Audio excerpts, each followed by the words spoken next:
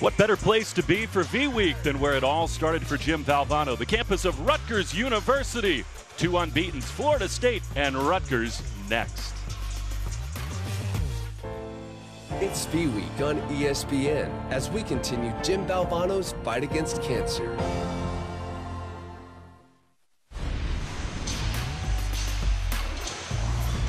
Live from the rack in Piscataway, New Jersey, night 2 with a Big Ten ACC Challenge. Florida State and Rutgers. Syracuse and Virginia got the ACC off to a 2-0 start in night 1. And Florida State comes calling. Along with Robbie Hummel, I'm Will Fleming. Robbie, Leonard Hamilton's got another talented team, and Terrence Mann has really embraced a new role. Well, no more as a glue guy, but, you know, in their last game out against the Citadel, 21 points, 6 rebounds, 8 assists. Certainly music to Leonard Hamilton's ears. Mann joined in the starting lineup by Walker, Angola, Obiagu, and Mann. Meantime, Steve Pikiell has started to build here at Rutgers, and Robbie, it starts with a freshman, Geo Baker. Yeah, and I mean, he got off to a great start. 29 points against Bryant. Really just makes things easier for this Rutgers team. High basketball IQ, able to move Corey Sanders off the basketball. Look for him to be an impact freshman in this Big Ten Conference. Biggest out-of-conference game this building has seen in years. Obiagu, Ducor to tip it off.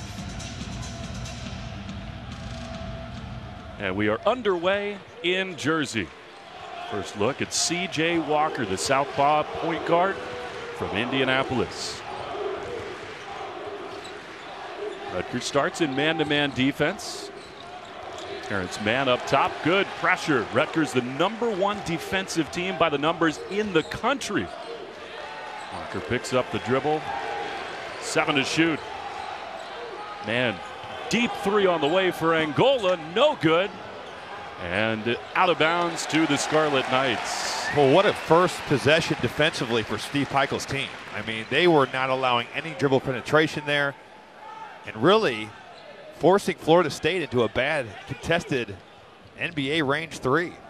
I mean, the numbers would tell you that Rutgers has been stout on defense more than any team in the country. We wondered whether that had more to do with the opponents, but that first trip really encouraging for the Scarlet Knights. No, and you're right. They haven't played the toughest schedule, but you look at it, #1 in scoring defense, #3 in rebound margin. They do a lot of good things on that end of the floor. Ike Obiagu swats one away from Corey Sanders, and rim protection as Steve Pikiell looks on is a big facet for Leonard Hamilton's defense. Well, yeah, you look at the players he's got. I mean, look at the length. And it's not just their bigs either. Their guards are long as well. Mamadou Ducor, freshman down the lane, putback. Freeman puts the Knights ahead. And we talked about it in shoot-around. Best way to beat pressure is to drive that ball right to the rim. Ducor able to get it done. No one checks out Freeman. Finishes for the putback. Rutgers could not have dreamed of a better start. A good stop and a putback dunk. Angola trapped on the baseline, bailed out a dunk attempt by Obiagu. He is fouled and he will shoot a pair. Man, what a pass. We look on at Leonard Hamilton in his 16th season. Had a great run at Florida State. Lots of good players, lots of good teams. Foul on Mamadou Ducor. And Robbie, this is really such a vintage Leonard Hamilton kind of team. They will get out and run. They got athletes all over the place. Right, and they want to get out in transition. They want to speed the tempo of the game, both offensively and defensively. They run that motion offense that he's known for. And, you know, once they get in the half court, they take their time. They're not really in a hurry once they get it into that end of the floor. Robbie, that is found money. Ike Obiagu, 2 for 10 at the free throw line. You watch him, and it's not hard to see why. Interesting form there. C.J. Walker almost comes away with a steal. There will be relentless pressure on these Rutgers guards all night. And they talked about it at shoot-around, that when they're being pressed, they have to step into their passes. No lazy passes, no lazy cuts. So important when you're being pressed. You can feel the energy in this building. These fans believing early. Well, I think they also know it's a big measuring stick game for this Rutgers team. And they've built something here. They built a culture thus far in the season, and this is their first time getting to play a big team that can kind of, challenge them. Freeman drop step and another rejection by Obiagu. He is wreaking havoc in the paint. Those look to run. Down the lane, Angola. Obiagu, two-hand slam. Well, great pass, but if you're Deshaun Freeman, you have to foul him there. You cannot give him dunks at the rim, make him earn that at the charity stripe. And there is Walker getting fouled. Baker down the lane, and we know that the contact, freedom of movement is a point of emphasis early here in this season, Robbie. With these guards for Florida State, Geo Baker is probably going to have his toughest test of the year. Yeah, he hasn't seen guards like this all season, but I feel like Steve Pikiell feels that he's ready. I think he talked about him gaining confidence. That Bryant game had to be huge for him. Three is in off the back iron. Sometimes better lucky than good. Living right there. Off the back iron and in. Florida State has not shot the three-pointer well this season. A lob over the top. Obiagu somehow gets a hand on it. Rattles out, and it'll be a Rutgers ball. And with Florida State running that pick and roll action, you see they cleared out that side. No help side defense. Rutgers needs to be aware when Obiagu rolls to the rim, someone has to be there. Robbie, you were a freshman in this Big Ten ACC Challenge in a similar spot as is Geo Baker. Seeing a shot fall like that, will that help his confidence? No doubt. I mean, regardless of whether you're a freshman or a senior, you make your first one, that gets you going. Pulls the trigger again, does not get the roll, and Phil Kofer, who's a big bounce-back story for Leonard Hamilton, comes away with the board. Florida State's going to work this motion. Going to work it until they find a good shot. Staple of Leonard Hamilton's offense. It's suffocating man-to-man deep. Florida State has been deep in the shot clock every time in the half court. Walker looks to go, and he is bumped by Baker.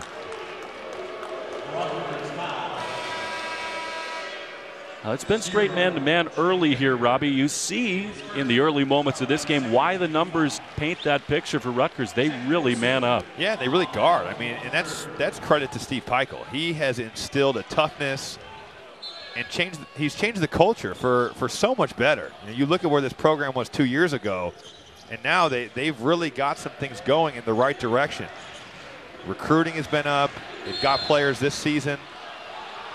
If you're a Rutgers fan, there's a lot to be excited about here. Shaq Dorson just checked into the game and immediately called for a foul. Armbar down on the post. Well, he's got two hands on his back, and anytime you do that, it's going to be an automatic foul. Early lead for Rutgers. Florida State lost so much to the NBA. There were questions about what kind of a team they'd be. I think the early answer is they are dynamic. Walker, a wild shot, no good, and a foul. Going for the offensive board. And a big-time block out there by Deshaun Freeman. And Phil Kofer was on his back. And Freeman just not allowing him to get to that rim. Fiondu Kabengele and M.J. Walker, Robbie, another five-star McDonald's All-American recruit, comes onto the floor for Leonard Hamilton. They have reloaded, and Walker has been impressive. Yeah, I mean, he's a big-time scorer. He's got a big-time reputation, and he certainly hasn't let that down early in the season, shooting the basketball extremely well. It's always interesting to me, though, Will, just to see how these guys, when they come in so highly touted, how they gel. You're having to play within a team concept, most of these guys for the first time in their lives.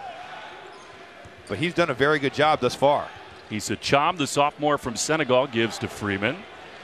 Going to work on man, baseline. Rattles home. Friendly bounces at home for the Knights early. Yeah, Steve Pikiell likes that. Trent Forrest, more of a defensive specialist, gives to M.J. Walker, and he tumbles to the ground.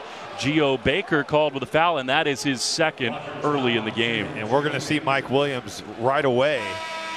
Geo Baker just kind of reaching in there. Unnecessary foul.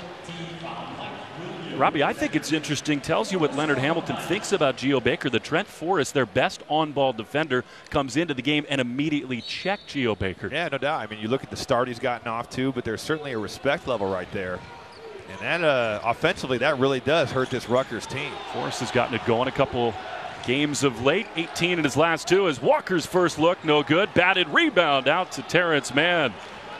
Second opportunity. Florida State will crash the offensive glass. And Rutgers has been really good rebounding the basketball, as we see Kevin Gelly right there, roll to the rim, but it's going to be a challenge. Rutgers has rebounded the basketball well thus far, but they have not seen a team like Florida State.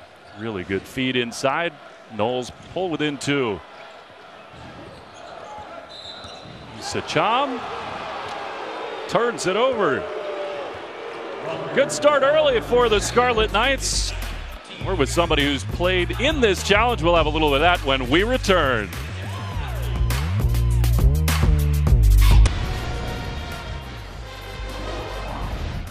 '19th year of the Big Ten ACC Championship. It took a long while for the Big Ten to get a win, and it took the man to my right to help Purdue beating Wake Forest.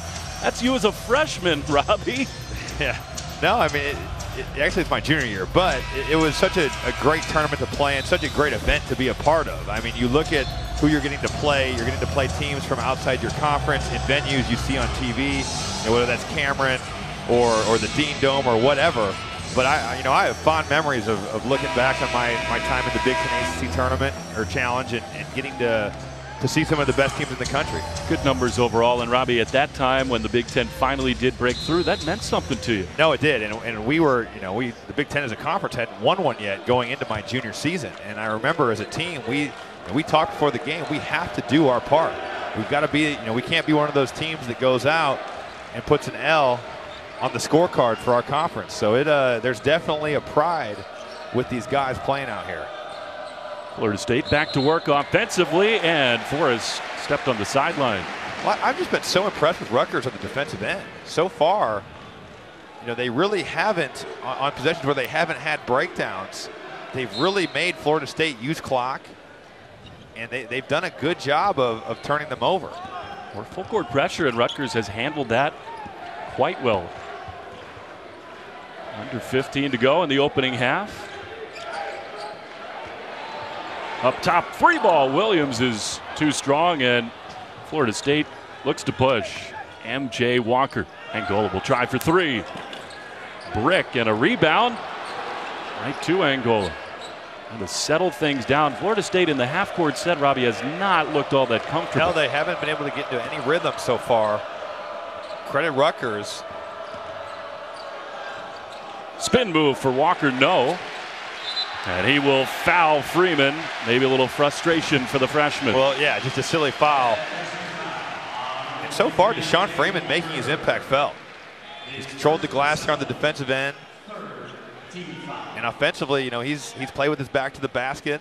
Really an energy guy. Thus far, though, has really impacted this game. Robbie, you started that long run of Big Ten domination in this event. ACC won it last year for the first time in 7 years, off to a 2-0 start in this season. If Rutgers were able to pull this off for the Big Ten on paper, you'd have to say that would be a big upset effort toward a win. Sure, no, and I think just from looking where this program was, it would certainly be an upset. But more so importantly for Rutgers, this is a huge game for their program. 4 to shoot. Corey Sanders loses the ball, and off the bottom of the backboard, shot clock violation. Good D for the Noles. And that's really their first defensive possession where I felt like they've clamped down. Here's a look at how these conferences have fared in the 19th season. This has really become a great event and a point of pride for both leagues. No, it has, and credit the conferences, credit ESPN, both putting together a great event that players every year look forward to playing it. I think you make a great point about what Steve Pikiell's trying to build here at Rutgers. And here comes Florida State. They have won 14 straight out of conference inside this building. This is a different animal, Robbie, but so far so good for Rutgers. Yeah, I mean, they've gotten off to a great start. I think if you ask Coach Pikiell what would you like to see your team do early on, this would be almost scripted for them. But Florida State has a lot of guys that have played in some big-time games and environments. Obiagu brought the ball down, tapped out of bounds by Suf Mensah. Another guy off the bench for the Knights who gets after it defensively. We see those big guys bring those basketballs down to their waist.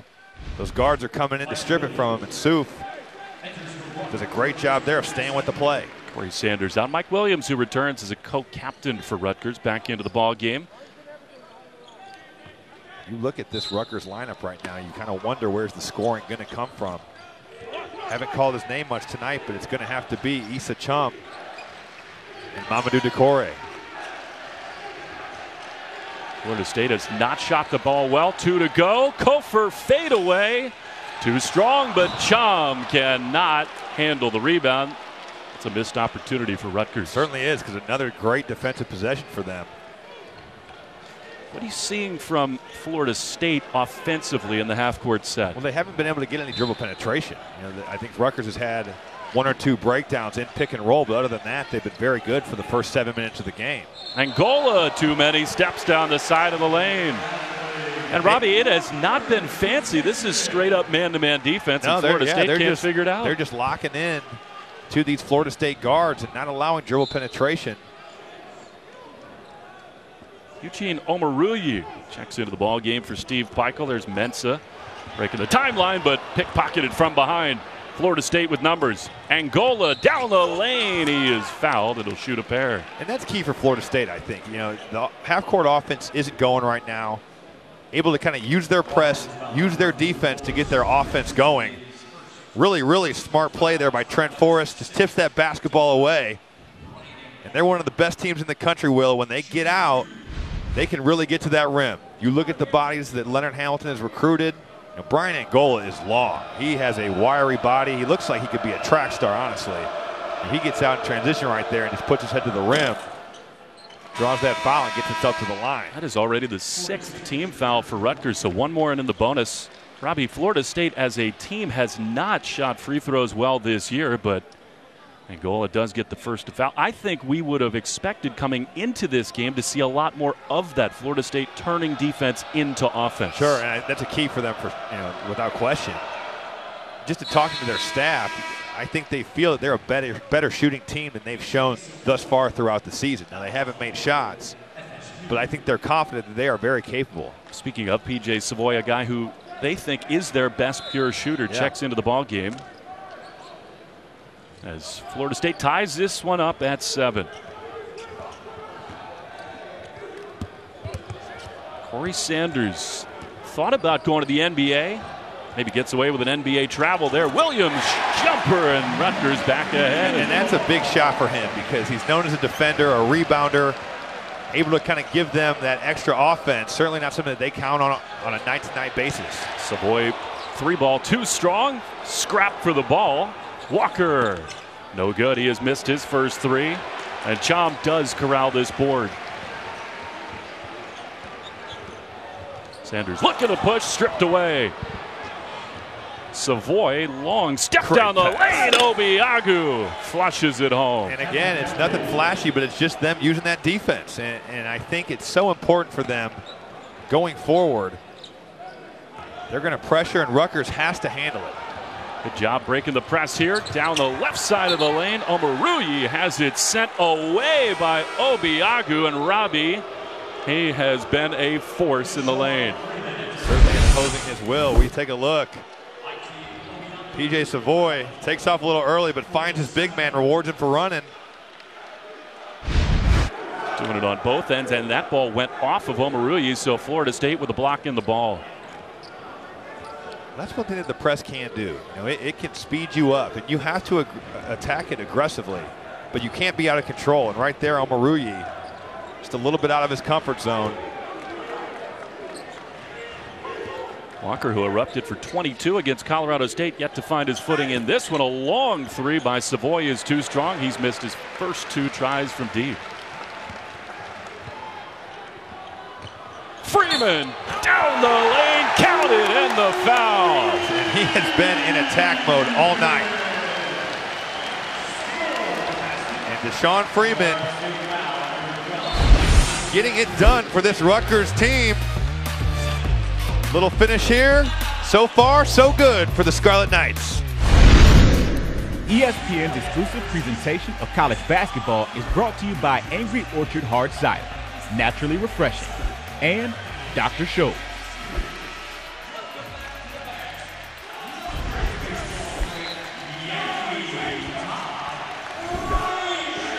You are watching the Big Ten on ESPN, and so far in Piscataway, so good for the Big Ten. Rutgers leading 11-9 with Freeman off the thunderous dunk at the free throw line. Yeah, and he's really been aggressive to start the game. I think, coming in here, we thought it would be a lot of Corey Sanders and Geo Baker, but he's taking it upon himself to get the offense going for Rutgers. Now she's in the three-point play. So far, Robbie, Florida State has 3 field goals, all in the paint. They have not made a shot yet from the perimeter. They haven't gotten great looks on the perimeter either. You know, they've really got some good ones underneath right there. Oh. Kofer with authority. That is what he is known to do. Some ankle surgery slowing him down, but Phil Kofer is back. Talked to the coaches around this Florida State team. They say last year when he returned from that injury, he was not himself. He was tentative. Sure. Not the case this year. Well, it's hard. You know, you go through something where you get hurt doing something so simple. Williams for 3. And he's kind of come back, and they said he's so much more comfortable, and he looks so much more comfortable this season. Rutgers with its biggest lead, 15-11. Knocking down shots are the Scarlet Knights. He's going to get open ones. Mike Williams, the guy that teams are probably going to help off of, but he knocks it down right there. And passed up a 3 and ended up traveling down the lane. And Florida State just looks a little out of sync. You know, they have not been able to get it going. We see Geo Baker. He just finds an open Mike Williams who knocks down the triple. And that's, like you said earlier, Will, that's house money for this Rutgers team. Geo Baker with 2 fouls back in the game for Rutgers. So Steve Peichel really going for it here in the first half. That surprises me a little bit. Putting a lot of trust into your freshman, but he is an important part of this team. And Williams in some trouble, and he fouls Angola. That looked like elbows close to the face, Robbie. We'll see if they take a look at that one. But don't you think that is interesting with a 4-point lead in the first half to bring the freshman back out? Yeah, I mean, it is surprising. And I think Steve Peichel, that just shows how much he values the freshman's guard play. 7th foul, so already Florida State into the bonus, and that was not a real good play from Williams. No. I mean, you're putting them at the line. They can't score right now. They've really struggled in their half-court offense, and you're going to foul a guy 70 feet from the basket and give him 2 shots to kind of get himself going. You know, Brian Angola, a guy that has not made anything from the perimeter yet. And I always thought, as a player, when I was not shooting the ball well, I wanted to get a layup or I wanted to get to the line. See it go through the net. It's so true. He's now made his first 3 free throws, has Angola. Those are the kinds of things. Early in a game, you got all the energy in this building, a lead. Steve Peichel hoping that does not swing the momentum. Full press again for Florida State. Back within 2. Here's Baker. Harassed by Angola. A lot of contact there. Freeman misses, and then the putback falls. He is fired up, Deshaun Freeman. Rutgers has an answer after the foul. He's got 9, does Freeman. Turnaround jumper. Kabengele gets the roll. The big men. Yeah, and their coaches have, they just raved about him and his talent at shoot around today. He redshirted last year because he had those guys. You know, Jonathan Isaac's playing in front of you. There's really nowhere to go in terms of playing time. He's a guy with a lot of ability. Angola fouls Sanders going down the line, and that's some real energy on the board. He's just playing hard. You know, he has given a great effort here tonight. Stuck with his miss. Another foul going to be called on Kabengele. After the make on the other end, the nephew of Dikembe Mutombo on the perimeter called for a foul. That's some good genes right there. You're dealing with a man that was a problem in the NBA.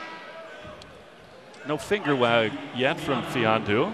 Still time. Go to the bench for Ike Obiagu, who had a great start to this game. That is the 6th team foul, so 1 more for Florida State, and both teams, Robbie, will be in the bonus. Not seen a lot from Corey Sanders. Baker 3 is short, and there is Ducor for the rebound. Another chance for Rutgers. Sanders drives the basket off the glass. Well, that's what he's known for, Will. When he can get to the rim and use his athleticism, he's one of the best players in the Big Ten Conference. Right there, just a complete breakdown in terms of help side defense for the Seminole squad. Walker almost loses it, fans into it. Kofer regains possession. Florida State frenetic on offense. Made 3 of their last 4 shots. Under 10 to shoot. Kofor, corner three. Just a big shot for Florida State right there. I mean, their offense has not been able to generate open looks. C.J. Walker doing a great job right there of finding his four-man in the corner. Rutgers may be a little too enthusiastic to help out of the strong side corner. Baker is not shy. That one too strong. And there's Obiagu to pull it down. Robbie, if I told you that Phil Kofor was going to hit the Seminoles' first three-pointer, you probably would not have believed me. Contact to Walker, and he'll shoot a pair. Yeah, probably not. If you had that in the office pool, you're a winner. Right. He's a guy though that's really worked on his game. They were saying that shoot around. He may be the most improved player on this Seminole squad. Not shooting a great percentage on the season, but certainly capable of knocking one down.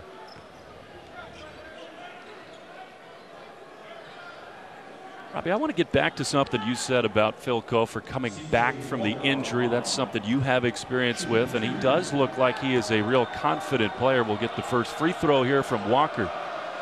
This season, again, it has been a struggle from the stripe for Florida State, but not this minute. C.J. Walker has hit 6 of his first 8. It's the 19th annual Big Ten ACC Challenge. Wednesday, we'll have Michigan taking on the 13th ranked Tar Heels in Chapel Hill at 7:30 Eastern. And then it's #1 Duke and Indiana from Assembly Hall. Going to be another great night of hoops on ESPN and the ESPN app. Robbie, Duke, the story coming into the year, they have lived up to the billing. No question. I think you look at their freshman class, they have guys that are certainly ready for major college basketball. Marvin Bagley, a guy that I think could be the #1 pick in next year's draft. Contact at the mid-court stripe. That's going to be a foul on Terrence Mann. And again, Robbie, after Florida State takes a 1-point lead, they put Rutgers right back on the line. Yeah, just a little over-aggressive there. That's what Florida State does. So it's not a great foul because you're putting them at the line, but you can't ask your guys to press and not be aggressive. It's who they are. So Leonard Hamilton will live with that kind of foul. I think that's one where he'll take it. Just because it's what they do. Suf Mensah too strong on the free throw. There's Kofor, and he does look athletic and confident on the floor. Walker bounces it off his foot, but regains. There's Kofor. Look at the way that Rutgers defense has swarmed tonight. Can he do it again? He can. Phil Kofor 2 for 2 from downtown, and FSU with its largest lead. He just steps into it there, and a nice hustle play by C.J. Walker. Those are types of plays that win you games. 8-0 run for Florida State. Does that translate to the defensive end? Williams in some trouble. And Florida State has a steal. And again, Robbie, after a turnover, a Mike Williams foul. And that's not a good foul there by Mike Williams. Florida State will march 90 feet down the other end to shoot free throws.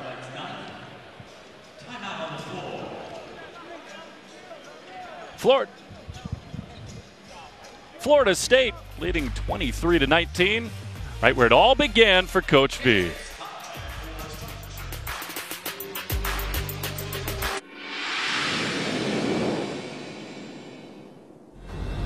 Bob Lloyd's got it into the corner to Valvano. Jimmy Valvano now dribbles up the middle, stops, shoots, off the front of the rim and in.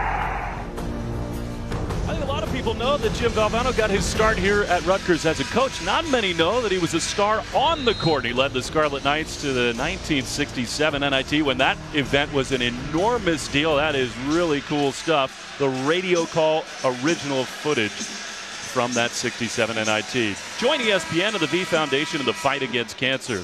Visit v.org/donate. All donations benefit the V Foundation for Cancer Research.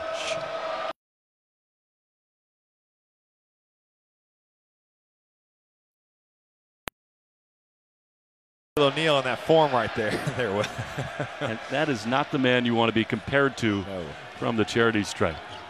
Nance has had some difficulty handling the ball. Florida State with a 4-point lead as the Scarlet Knights get into the half-court set.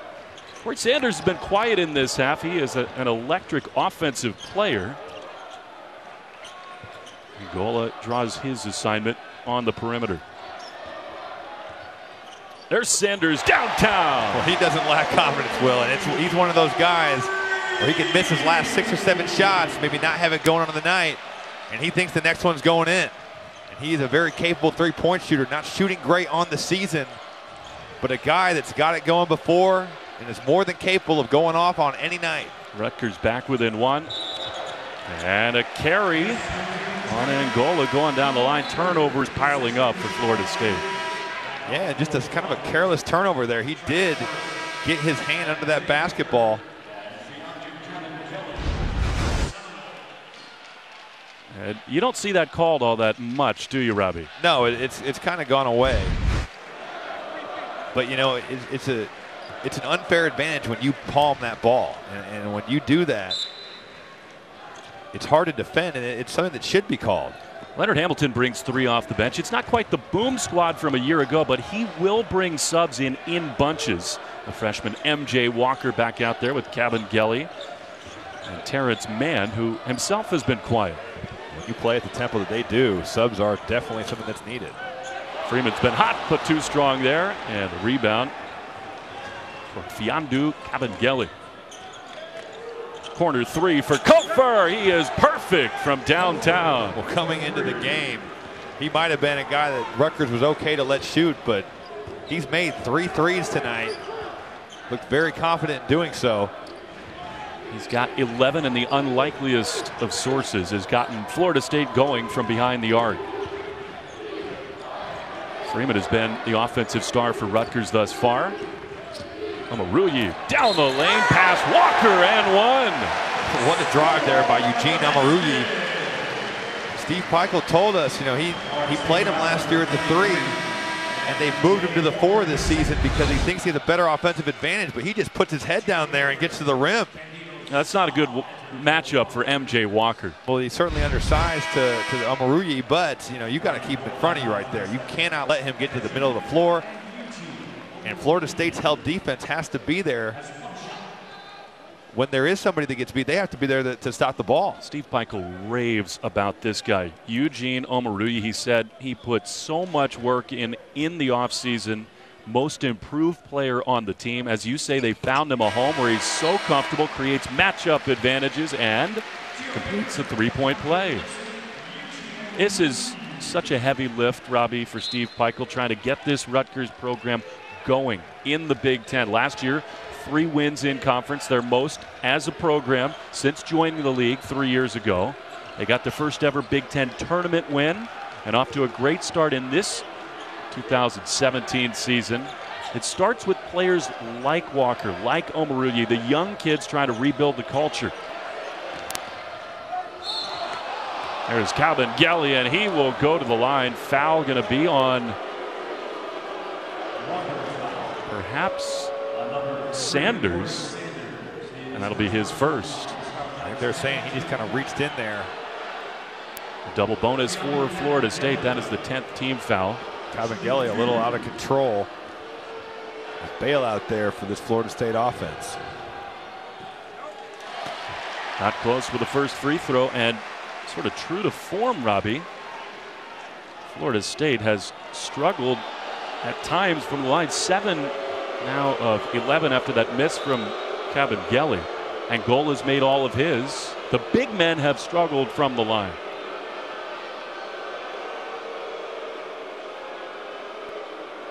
And the referees want to look at the monitors here. Bo Borowski and Lewis Garrison go over to the scorer's table. Going to review this play. Teams will huddle up in front of the benches. But what Rutgers is trying to build here, Robbie, it's no easy task. Steve Peichel said he was so struck by the depth of talent on the court. The coaches in this league, you are well familiar with that.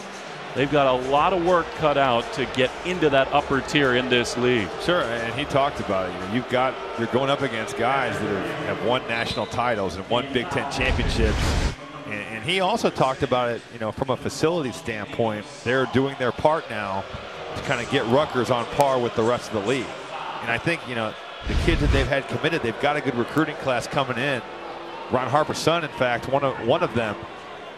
And they've seen their vision, and they've seen the new practice facilities get built. There's going to be renovations here to the rack. And they went to the monitors there, Robbie, because they changed the foul to Candido Sa, and the fans are booing, but that's a good development for them. Right. He's a guy that doesn't get as many minutes. Certainly much better than a foul for Corey Sanders. Now, we were surprised when they held up 3 fingers. Sanders was on the back side of that play, so they get it right. He told the ref, you know, I wasn't even in the play. There is Sa. A bit of a push off. Bulls by 2. To the baseline. Freeman's been the go-to man. Looked like Angola got a piece of that, and it's batted out. Ball will stay with Rutgers. And that's what Corey Sanders can do. You know, he's got 4 sets of eyes on him when he comes off that pick and roll. He's got Deshaun Freeman just kind of hanging out there in that short corner. And that's an opportunity they need to score on. You get a ball to the rim, Deshaun Freeman needs to go up strong and dunk the basketball there. Corey Sanders, the man inbounding the ball, is another guy that Steve Pikiell has raved about his change in attitude. He's really bought into the new system here at Rutgers, putting in much more time on the practice court, late night shooting.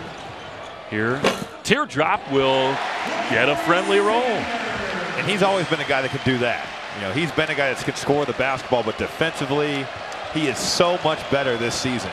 Tied again. Credit their coach for getting him to do that. A big buy-in from the youngster over the top, and it looked like Cabangeli very close to the end line, but stays in and cashes it in. Well, how about that ability right there? A tough catch and then great footwork. Able to find himself a nice little bucket there. Florida State has started to find its range from the floor. They are 7 of their last 8. 2-point lead. Steve Pikiell has tried long and hard to get these Scarlet Knights in the gym. More. Freeman has bought in. He will go to the line. They call it the night shift here, Robbie. A little play on words, but it has started with Corey Sanders. They gave them all keys to the gym. They are here sometimes till 1, 2, 3 o'clock in the morning. Steve Pikiell says he's in his office here in the rack, and there's no better sound to him than the sound of bouncing basketballs long after midnight. Yeah, and as a coach, that's what you want your guys to do. You want them to be in here, get better together, and credit Corey Sanders for being that guy that's kind of put this together. Again, he thought about the NBA, came back, returned to this program, and he's a key piece to the rebuild. And I think, as you can speak to, Robbie, when leaders buy in, it really does go a long way. Tonight we'll have a special edition of the NBA on ESPN when the Nuggets take on the Jazz in Salt Lake City. 10 p.m. Eastern, 7 Pacific. Also streaming on the ESPN app. Your time at Purdue, I'm sure that younger players, once you became the leader of that team, followed your lead. No, and that's what you want. You want your upperclassmen to be guys that are your best players, but also your hardest workers. And if you've got that, it's going to set the tone for your whole team. And right now, Corey Sanders has set the tone for this Rutgers team. Freeman makes them both. He's got 11, and we've got a tie ball game. Florida State has done a nice job breaking that full court pressure. And Rutgers in a 2-3 zone right now. Man too strong. Rebound, Obiagu. Florida State is going to have some looks. Daring them to make shots. Zone. They're going to make them make threes. Now they're back in a man.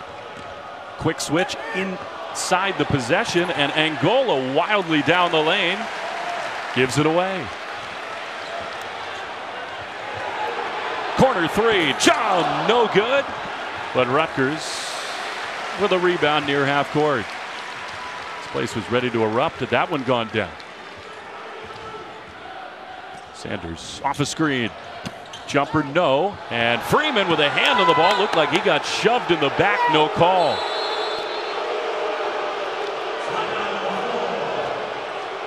He is pleading his case with the referees.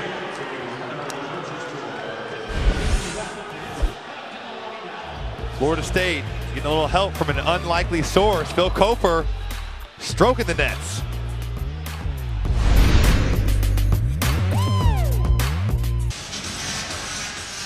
Got a good one. Night 2 of the Big Ten ACC Challenge. Rutgers hanging top on their home court, tied with Florida State. Both these clubs, Robbie Hummel, have literally gone to the corners of the earth to find talent. Yeah, and you've seen it more and more here in college basketball as kids that play in Europe and in Africa have decided to kind of come and play college basketball. More so with the Europeans. You know, it's been incredible to me. And I played with some guys that did this as well, but you've seen them go to college opposed to turning pro right away. And it's kind of been one of those deals where they feel that coming over here and getting an education is good for their life after basketball. Some of those guys are going to make enough money to where they never have to work again. But a lot of them, you know, once you get done playing, that degree, when you come over here, is a nice little thing to fall back on. There are a lot of languages being spoken in the Rutgers locker room. It's from 6 different countries. Kofer. Looked like Freeman got a piece of that 3-ball. Rutgers trying to pull back ahead. It is really impressive the way that Steve Pikiell has been able to pull from all over the map to get the talent he needs as Sanders puts Rutgers back ahead. Well, Florida State is going to pressure the basketball, and so far Rutgers, to counter that pressure, just putting their head down and getting to the rim. Corey Sanders with a nice drive.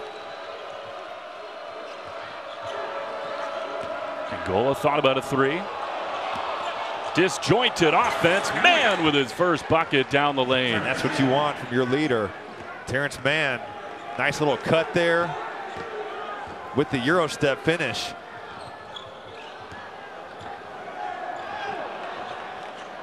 Almost a steal for Forrest. He specializes in that.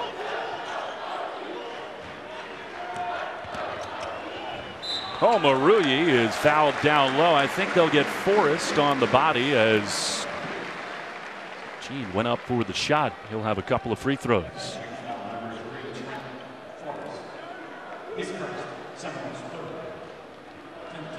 But Omoruyi is another great example of this, Robbie. He's from Ontario, a 6'7" sophomore.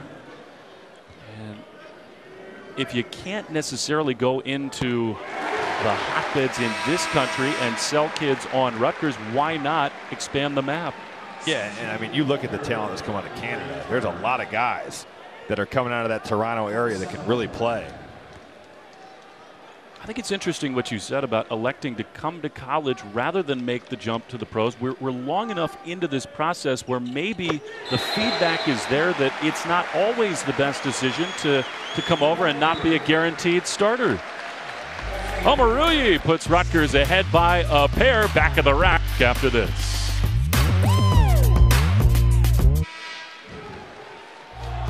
'19th annual Big Ten ACC Challenge rolls on Thursday from the Breslin Center in East Lansing, when the 5th-ranked Fighting Irish take on the 3rd-ranked Spartans of Michigan State. This is on ESPN. It's streaming live on the app. Robbie, Michigan State early in this year has played their own Big Ten ACC Challenge. They certainly have, and they're going to see Bonzie Colson, one of the best players in the country. Top to Obiagu, misses an alley-oop dunk, and Rutgers comes away with it. Sanders to Freeman, down the lane, Walker with some contact, and out of bounds to Florida State. And Rutgers needs to get out in transition because their half-court offense hasn't been great tonight, but they got to pick their spots. And Corey Sanders throwing the basketball to your 4-man, taking it 1-on-2, probably not something that Steve Pikiell wants to see. He's cool with his guys getting out there and running, but you got to be intelligent about it. Pretty gutsy by C.J. Walker to hold his ground outside the restricted area. Under 2.5, Rutgers with a 2-point lead. Rutgers going back to that 2-3 zone. Florida State need to get that ball in the middle. Angola from deep. He has not found the touch. Out into the front court, Chom.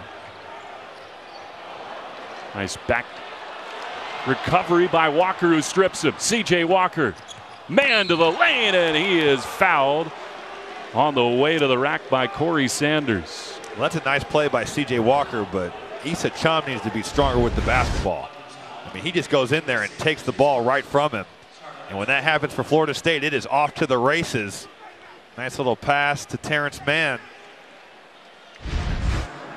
Issa Chom is the tallest shooting guard in the country, Robbie. But as you said earlier, you bring that ball down, you let the guards have a chance at it. You are giving an opportunity to one of those little guys. They can come in there and take the ball. One drive free throw for Mann, who has been good from the line. He was 7 for 11 coming in, but that was too strong. How about his mom? She's here tonight. His mom, the coach at Rhode Island for the girls team there, has made it. I think this is her 4th game tonight. It's nice when you're the head coach. You can just say, hey, we got the day off. She'll be happy with the second free throw going make. to see my son. Yeah, you make your own schedule. Yeah, right. Danielle LaForce, the coach at URI. And her boy brings the Noles back within one. Corey Sanders swatted away. Obiagu. What a block by Obiagu. Thought there was no chance for him to get that one, but showing his length, and now the dunk. Payback on the other end. Oh. How exciting has he been in the early part of this year? And that's just what he does. You know, he's a rim protector and a rim finisher. Robbie, that's officially his second block. I feel like he's altered 5 or 6. That's the thing. It's, you know, that doesn't show up in the stat sheet. But he, you know, these Rutgers guards, these Rutgers bigs, they know where he's at all times. He alters so much at the rim. Omoruyi has it batted away, and Florida State's got a break. Man, look out below. Terrence Mann a slam, and Steve Peichel wants a timeout. Those are turnovers you cannot have if you're Rutgers. You know Florida State wants to get out and run, and when you turn the basketball over in that situation, in that setting, it's going to be a track meet. Florida State is trying to get out and run, and you're going to see them hanging on rims if you're giving basketballs up like that. And Corey Sanders thought he had an open lane. And then what? The big man getting it done on both ends. As a big man running the floor, you got to love that, Robbie. You make a play on one end, you hustle down the floor and get the payback. Sure, and if your big man is going to make those plays and he's going to run the floor as well, your guards have to reward him. So credit Florida State's guards for finding Ike Obiagu as he ran that court. You know, Robbie, I thought it was interesting that Steve Peichel called the timeout in between Omoruyi's free throws. That there is the second timeout for Rutgers. They've already burned a pair in this first half. And we'll see if that comes back to kind of haunt them here as the game progresses. One stat that has borne out the way we probably predicted coming into the game, Florida State 11-0 advantage in points off turnovers. That's what they want to do. They're going to speed you up. They're going to pressure you. They've done a good job tonight of taking advantage. Williams cannot get it, and then Ducour is fouled in the lane. There was about 7 seconds between game and shot clock. Didn't look like a lot of contact down to the paint, but the Scarlet Knights will go to the line with 20 to go in the half. And Mamadou Ducour, his body stood out earlier today, Robbie. This is a young kid, Ducour, starting as a freshman, and you can only project what the future holds for him. And I wish that I was on their strength and conditioning program when I was a freshman, because I certainly didn't look like that. And he's done a very good job of coming in here, starting as a freshman in this league.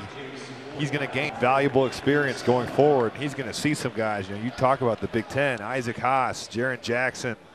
You know, honestly, Michigan State could throw 4 or 5 guys at him, but there's a lot of good bigs in this league. He's going to see every one of them, and it's going to be, you know, he's going to be better for it. One guy we've not talked about is maybe the best big man in this building tonight, and that is Chris Kumache, who is on the bench for Florida State as Williams goes to the bench after Ducour gets back to the free throw line. Chris Kumache in the gray sweats there on the Florida State bench is a tremendous talent. Obiagu's been the story of the half for Florida State, but they feel like Kumache, the big man, is their MVP. Yeah, and what a luxury for Leonard Hamilton to be able to do that. Your MVP's on the bench with an injury. You've got a guy that comes in and is able to contribute, but you look at his size and his skill set and just his ability to move. You know, he's a guy that's going to really have a big impact in ACC, you know, league games. Brandon Allen checks in for the last possession as Florida State will likely hold for the last shot. 1 point Seminole lead. They've got the shooters out there. I think Florida State trying to call timeout. Leonard Hamilton didn't like what was going on. Got it to under 9 seconds, Robbie, and had not gotten into the play they wanted. Sure. End of this half, Florida State has gotten the 3 3-pointers from Phil Kofer, Robbie, but all in all, the guards have really not gotten involved. Maybe Leonard trying to draw something up for Obiagu in the paint. Yeah, and I think you're right. There's a good chance we could see that. I think really you're going to see some pick and roll and see Obiagu rolling to the basket. It could be C.J. Walker. It could be Brian Angola. It could be Terrence Mann. You know, any 3 of those guys are good options. But with the way he's played and just his ability to suck defenses into the paint, you run a little pick and roll action here, maybe you can find Phil Kofer in the corner with this man helping. Coming up at the half, we'll have Chris Cotter, Jay Williams, and Seth Greenberg previewing Louisville and Purdue, Illinois and Wake. Look at some of the great community service that these two teams have done, and we'll look back at all the action of what has been a really fun first half. It has seen 6 ties, 5 lead changes, and no team is led by more than 4. See what Leonard Hamilton drew up. Walker, 3-ball, top of the key, no. And Rutgers with the rebound, and that will end the half on a heave from Freeman that wouldn't have counted had it gone. So an exciting opening frame in Piscataway. 1-point lead for Florida State. Big Ten ACC Challenge, early lead for the Scarlet Knights. Florida State found their range, and they lead by 1 at the half.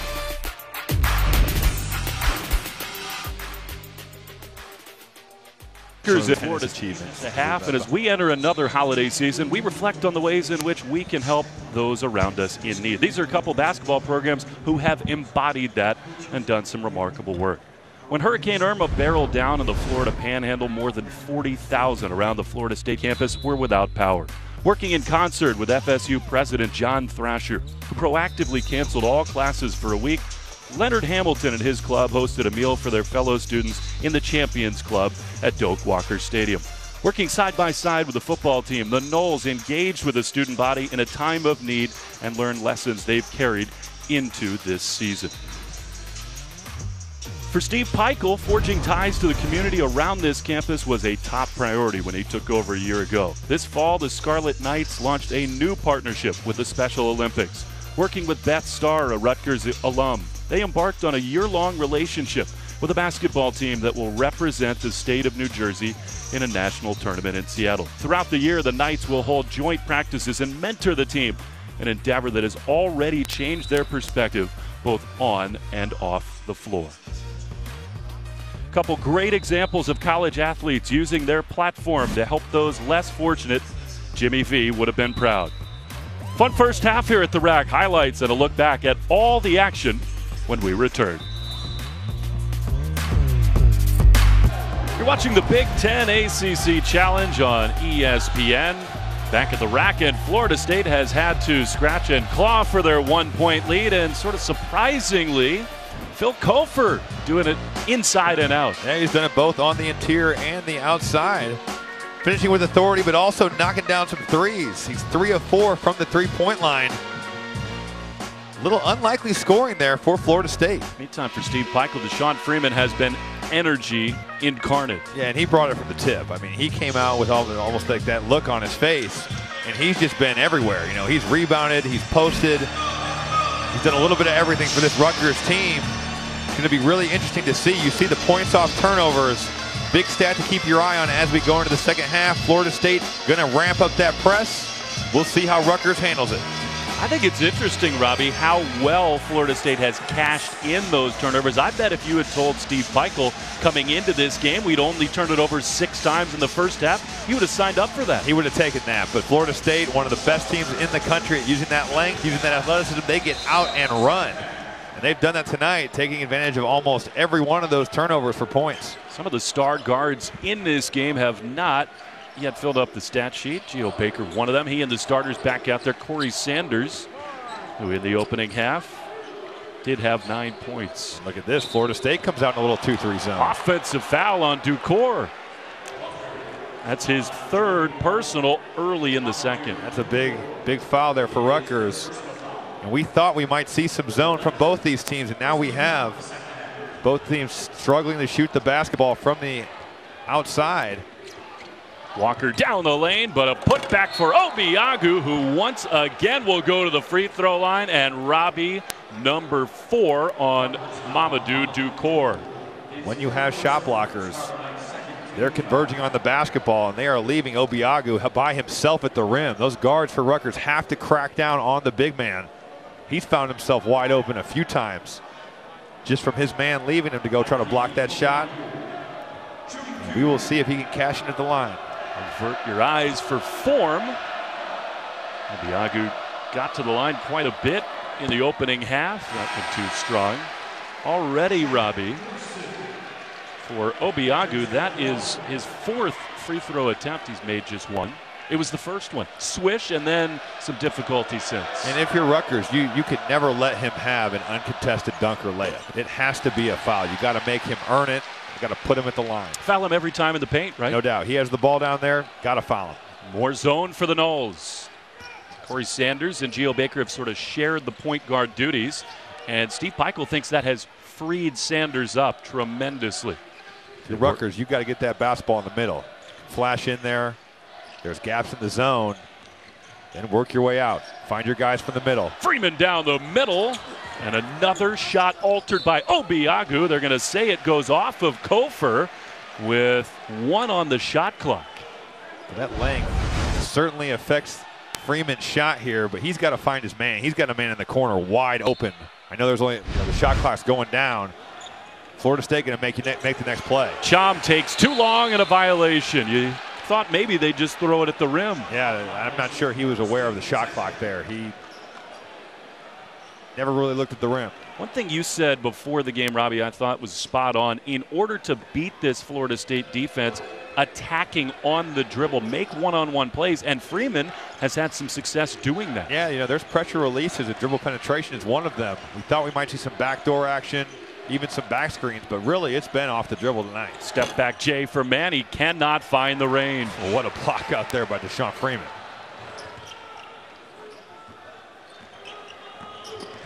Sanders asserting himself. Obiagu says no. 4 blocks for the big man in the middle. And Rutgers has to keep in mind that he is back there. And you beat your first man, but you know Ike Obiagu is coming over. And when that happens, you're forcing that defense to contract into that paint. You've got to find the next man. He is an eraser in the middle. Chom thought about a 3. And again, Robbie, Chris Kumaje is on the bench as Sanders tries the 3. He will not get it to go, and Florida State's going to look to push. Kofor, corner, Angola passes up a 3. Back to Kofor, spin move, and a foul. But I think, Robbie, if you start to imagine this Florida State front court with Kumaje and Obiagu, I don't think it's an exaggeration to say that that is the best shot-blocking front court in the country. Well, you're going to be able to do some really good things defensively, because when you have guys that can clean the basketball up at the rim, you can really get out and pressure. And that's exactly what Leonard Hamilton wants to do. But what a luxury. I mean, you've got 2 guys there that are just going to erase shots.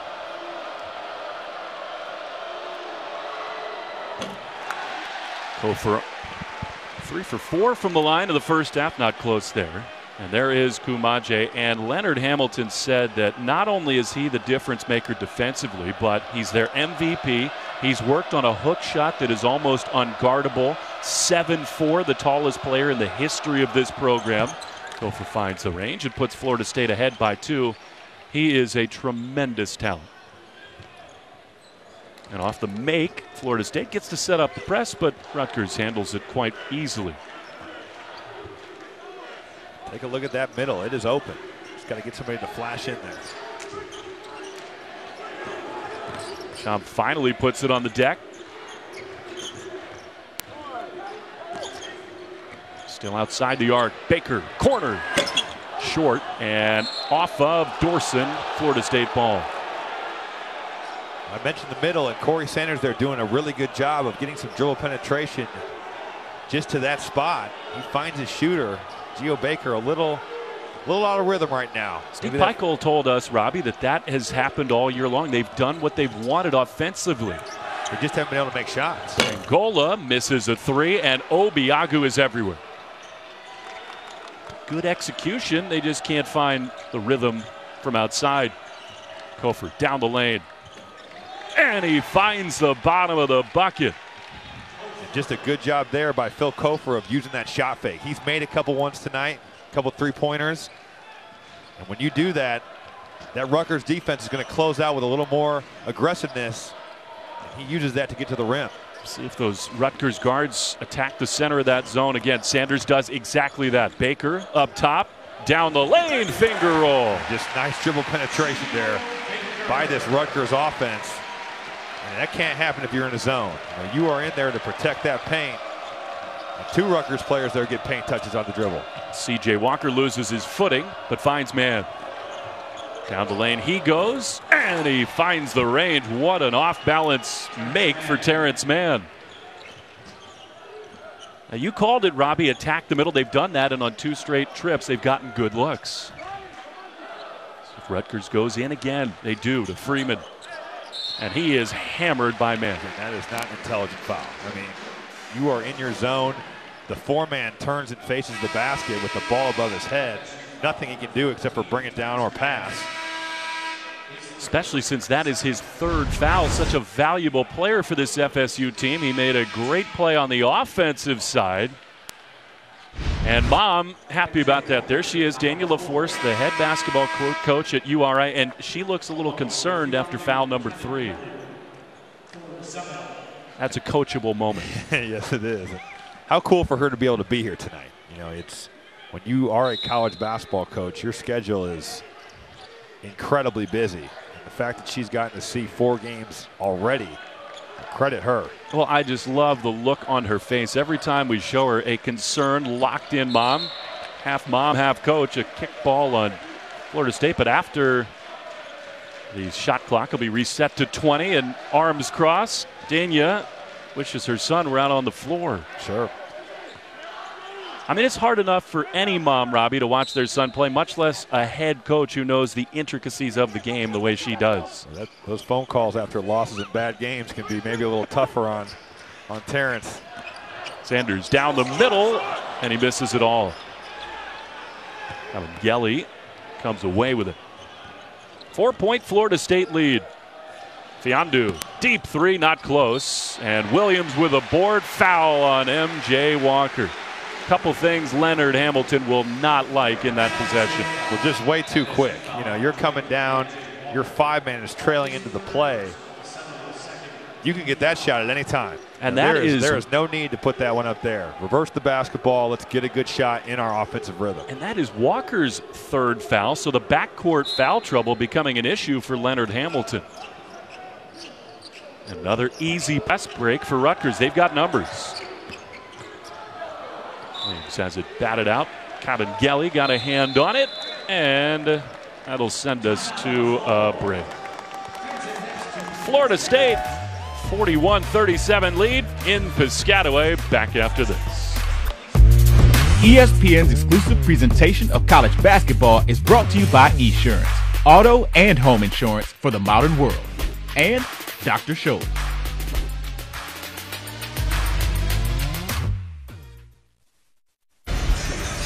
You are watching the Big Ten on ESPN from Rutgers, Florida State with a 4-point lead. This is not the first time these teams have met, although it has been a while. 1967, the Hall of Famer Dave Cowens. It was just his 8th game in college as a sophomore, and he filled up the stat sheet. And on the other side, how about Jimmy V? His first coaching job, an assistant. He also coached the freshman team that year at Rutgers. How's that for some basketball history? Well, you know, 26-18 in your 8th college game for Dave Cowens. C.J. Walker going to be called for a foul off the ball. Of course, that was back in the days when freshmen could not play. That's why Jimmy V had the freshman team. That's such a great part of his vintage speech at the ESPYs when he talked about trying to use Vince Lombardi's speech, and he goes into the freshman locker room and says, "Fellas, think of your families, your religion, and the Green Bay Packers." Those two met in '67 and here in 2017. Florida State with a lead. Geo Baker cannot find the rack, and that is out of bounds to Florida State. And on that possession, Rutgers, you know, coming out of a timeout, I think they forgot to play. They were not on the same page, and Geo Baker feeling the need to go make a play and putting your freshman guard in a tough spot. So is that a product of the young lineup out there for Youth Steve Peichel? And sometimes fatigue. You know, you'd be surprised just you go into some of these huddles, and sometimes guys just have a hard time paying attention. Angola missed, but Gelly there with a rebound and a held ball will stay with Florida State. I know as a player, it's a bad feeling when you leave the huddle and you think, what play are we running? But it happens more often than you think. Come on, Robbie, never for you. I wish I could say that. How did Matt Painter handle that? He probably could tell some stories there. He said, when I got tired, I would sometimes get a little emotionally drunk. Have a hard time remembering the plays. Emotionally drunk. I love that. Angola, fade away. No. And a rebound in the corner for Gio Baker. That one just kind of fell to him. Lucky he was able to get his feet back in. What a screen. Freeman down low, lays it in. Angola looking for some cobwebs. He might feel a little emotionally That's drunk. where you got to ask your big man, where are you guys at? You have to let me know that screen is there. Eugene Omarumi, goodness. MJ Walker trying to get it going. 2-point ball game, trapped in the corner, and fortunate that that one found Kofor. Phil will dribble it out and go one-on-one with Freeman. Drop step up and under, uses the rim, but cannot get it to go. And Freeman cleans it up. No foul on a smack in the face from Kabengele.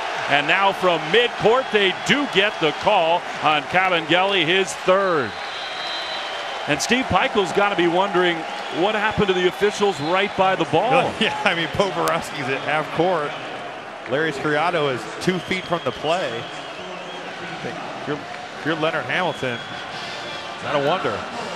Florida State is going to use a timeout after the foul. They're piling up for the Noles. A big screen, but Florida State hanging on.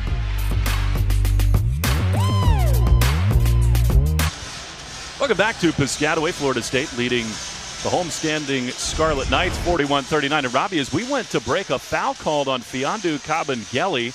And on further review, that is a pretty good embellishment. We talked about the international flavor of these teams. A lot of these guys grew up playing soccer. I think that looks like the UEFA Cup right there. No, I think Deshaun Freeman is up for an Oscar after that one. He sold the foul, certainly.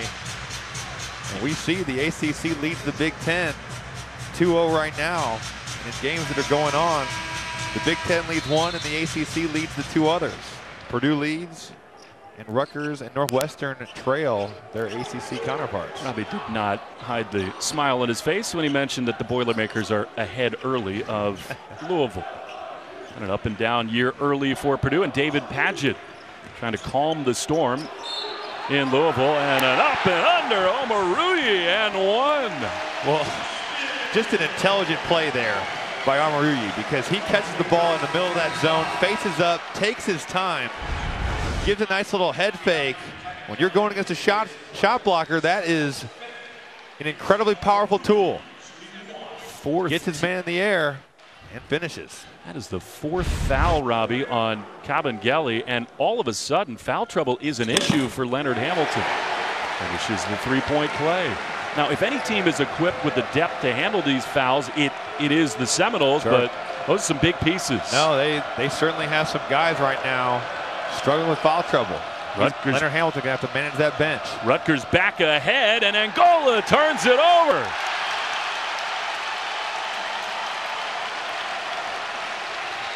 Freeman doing it on both sides, and Rutgers with the lead in the ball.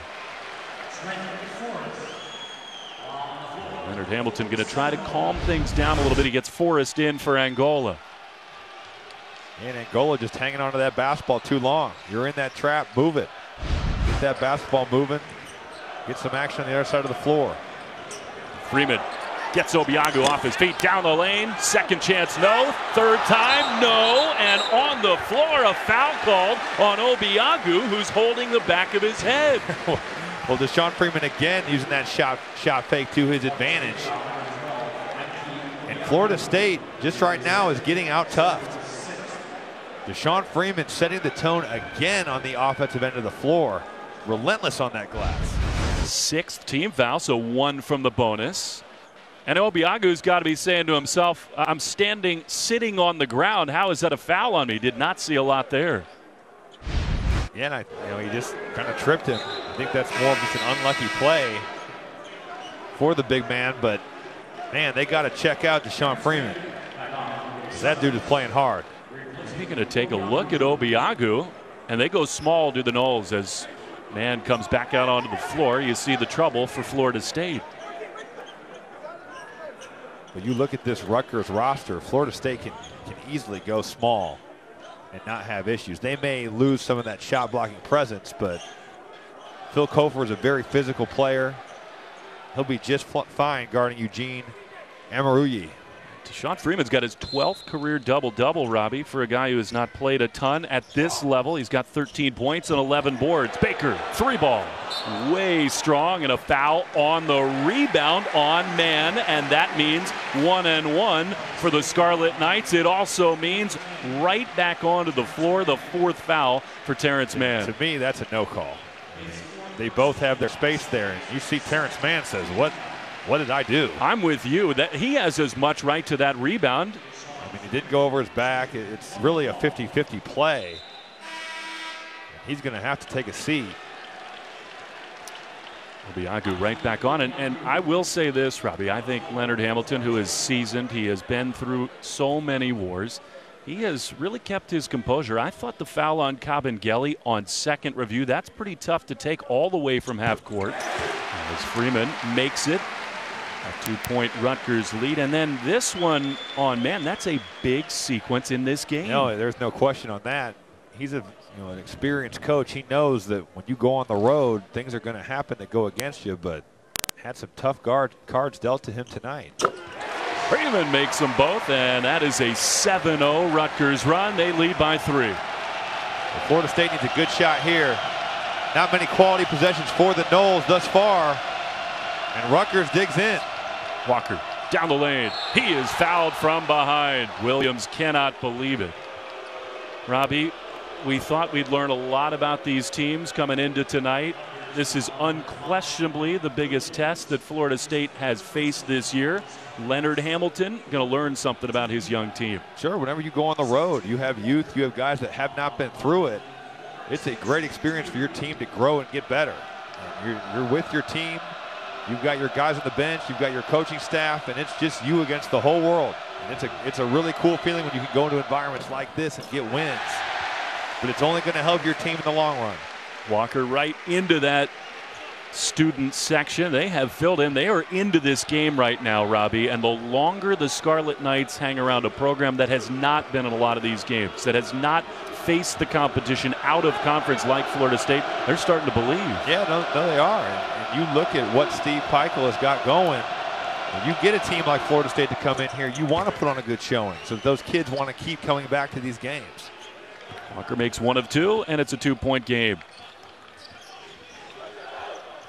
That stopped a 7-0 run as M.J. Walker with a steal. Down the lane, Forrest, and Baker with a block. Kofer will slam it home, but before that, a foul, I believe, going to be called on Florida State as Sanders went crashing to the ground, and on the other end, they're getting Sanders a foul on Florida State. Will shoot on the other end as the 4th foul of the game on M.J. Walker. That is a tough call from a Florida State perspective, and again, free throws for the Scarlet Knights. Well, that's a missed opportunity for this Florida State team. You have a really good defensive possession, turn over this Rutgers team and miss a shot at the rim.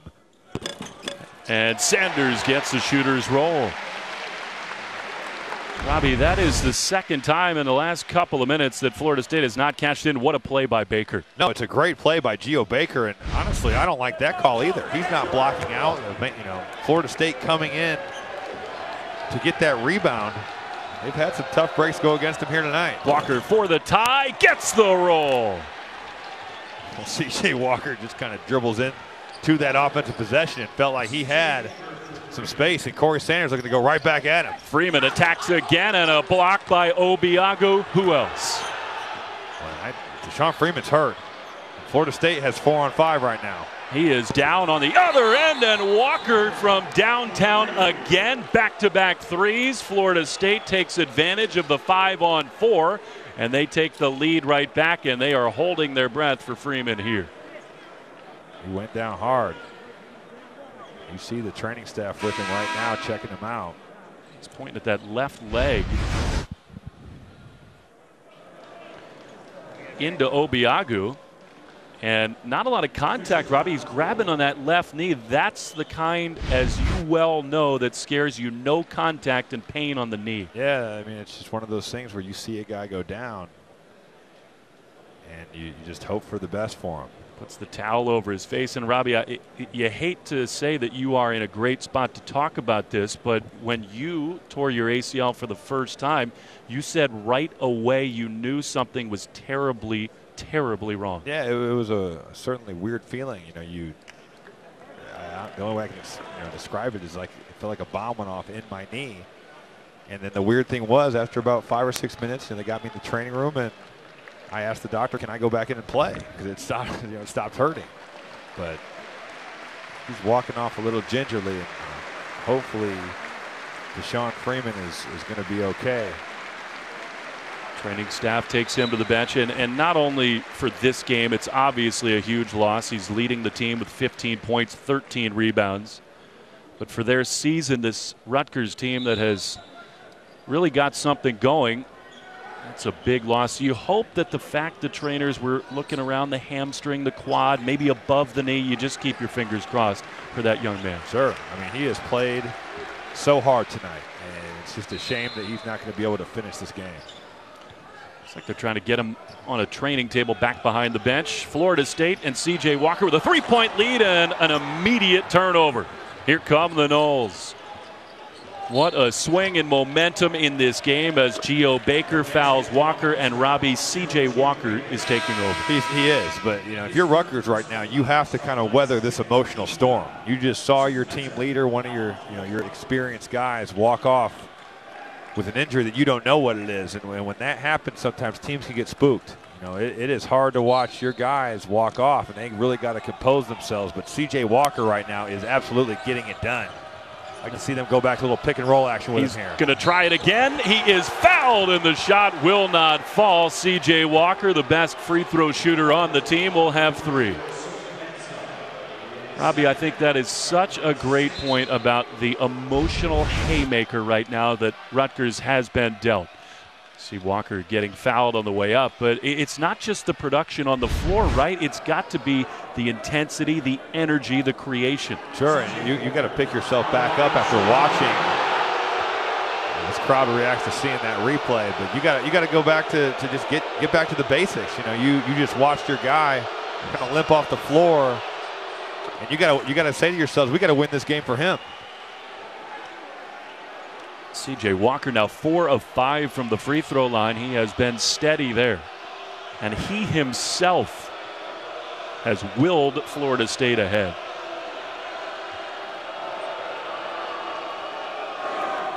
Second one good, and maybe somewhere in the recesses of his mind, Leonard Hamilton is thinking, well, a couple calls went against us. Maybe we catch a break and things start to even out a little bit. And C.J. Walker doing his part. This 8-0 run that Florida State is currently on is all him. Walker 9, Scarlet Knights 0. 6-point Rutgers lead.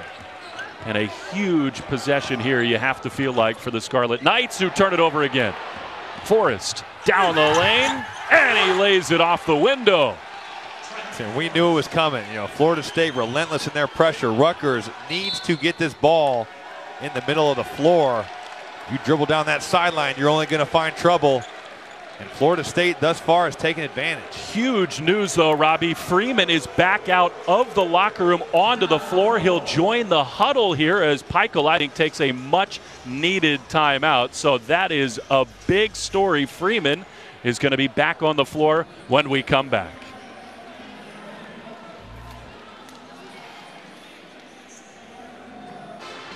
Florida State on a big run. They've got an 8-point lead, and almost all of that, Robbie, happened with Deshaun Freeman on the bench. The blink of an eye, the lead has exploded, and here's what they were missing from Freeman. No, and I mean, you've seen what he's done tonight. He's been their emotional leader. He's gotten it done on the glass, in transition. A guy that Rutgers needs on the floor, and as soon as he left, you could almost see the wind sucked out of their sails. Good to see him back on the bench and okay. They were working one of those foam rollers on the outside of his left leg in between. Like his IT band or his quad, yeah. Court pressure, again, a big spot for Rutgers. Rutgers has to handle this pressure.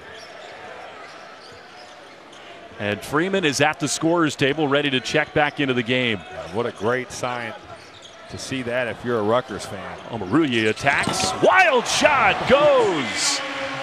Wow, what a finish. I mean, you see those Florida State bigs converge, and a little bit of a circuit shot there from Amaruyi. For a guy who's only been playing basketball for 3 years, that was quite a finish as Walker comes up empty, and there he is on the other end. Suf Mensah and Geo Baker, a couple of young guys who have not to figure in this game.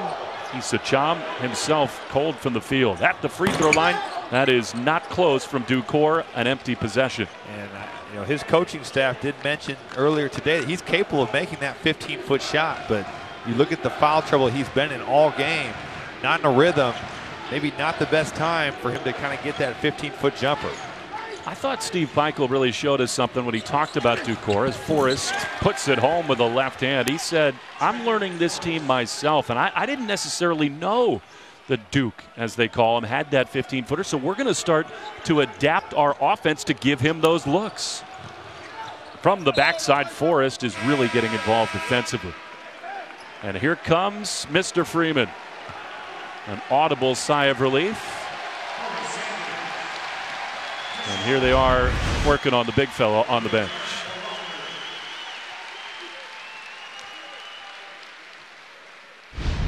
Steve Peichel has got to be thrilled, and they have some real work ahead of them here, trailing by 8. They need good shots every time. They've had stretches tonight where they've gotten great shots. They've had stretches tonight where they've been unable to score. Omoruyi has been an infusion of energy and one. Florida State's defense just falls asleep. You know, Eugene Amaruyi just kind of rocks him to sleep with a nice little crossover dribble, fakes the dribble handoff, gets to the rim, and kind of a lazy foul, but an and one for Amaruyi. You know, Robbie, we wondered who would take over the mantle of attacking with Freeman on the bench. It has been this man, Omoruyi. Second time he's knifed down the lane. And he cannot make it a 5-point game. Those misses hurt so much at this stage. Just a deflating miss, you're right. Backdoor cut, Angola with 2. That's Florida State right there picking on a freshman, because Geo Baker got caught staring at the ball handler, and his man cut right to the rim. Little zone look for the Noles. Can Rutgers stay around? Omoruyi says, yes, we can. But I love his patience. You know, he really takes his time there, surveys the defense, and then just gets to his left hand. 6-point ball game. Two teams battling back and forth into the paint. There's Obiagu. A lot of contact. Backside Kofor, no, and Obiagu on the offensive glass. Under 10. Walker. No, and Kofor, that looked awkward. He is down and hurting because he slipped. Here comes Rutgers. Corner, Cham, 3! Well, Issa Cham, not much going tonight, but they find him in the 4-on-5 in the corner, and he knocks it down and gets this Rutgers fans back in the game. I would say they are on their feet, and Leonard Hamilton is going to call a timeout. Robbie, the shooters had not found the range. They picked a perfect time for a big one. And Rutgers had that 5-on-4, and it's Amaruyi again, finding Cham, who's all by himself, and he cuts this lead to 3. Now, I think you got to go back to the energy from Eugene Amaruyi, Robbie. This was a club that was searching for offense, and he single-handedly kept Rutgers in this game. He kept him afloat after that Deshaun Freeman injury. And that's a tough break there for Florida State, because Phil Kofor is going to get that rebound. He's going to lay it in, and he just slips on a wet spot on the floor. We're fortunate he did not hurt himself. He was down in an odd man situation going the other way. This has been everything we could have hoped for. 57-54. A little bit less than 9.5. We got a fun finish.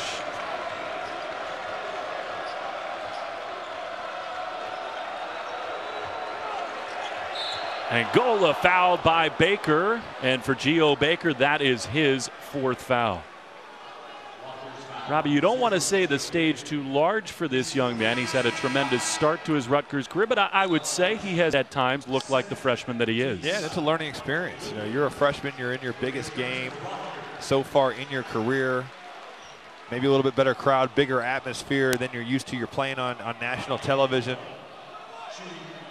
And he's had some moments tonight, but he's also looked like a freshman. And, you know, that's to be expected. It's a hard jump to go from your senior year of high school to all of a sudden you're playing against grown men, 20, 21, 22-year-olds at the collegiate level. He feels a little better now that Angola misses the front end of the 1-and-1. Still a 3-point game. Robbie, I thought you told a great story about your first experience in an environment like that as Sanders throws it over the backboard. It'll be Florida State ball. Duke came to town, and you and Purdue were sort of blown away by their composure, right, their force in this kind of a situation. It was my sophomore year, so I'd played a good amount of games by that time, but they showed us that we were not ready for prime time. You know, it was one of those deals where after the game, we knew we were not on Duke's level, and they showed us what it meant to play hard.